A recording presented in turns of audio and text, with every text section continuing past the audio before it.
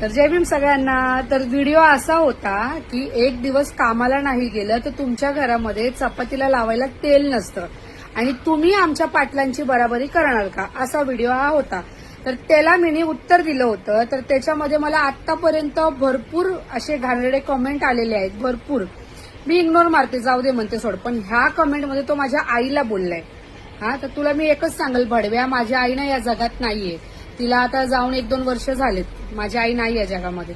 तिचा घू अजिबात खाऊ नकोस तू। आणि तुला मी एक बोलते, त्याचे व्हिडिओ जे आहेत ना पूर्ण लक्षपूर्वक बघ, पूर्ण बघ व्हिडिओ त्याचे, तुला आपोआप कळतो कोणाला बोलतो। मी जातीवाद करत नाही, समजलं ना। मी पण शिवरायांना मानते, जयंती साजरी करते, सगळं खूप मानते।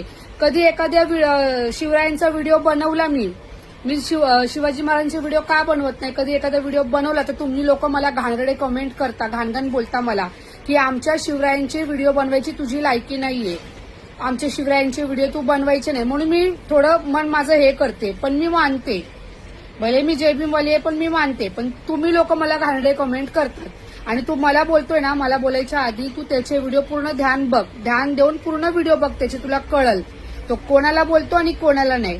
कळलं का तुला? आणि बोलायच्या आधी ना 10 वेळा विचार करत जा, समजलं का? जय भीम।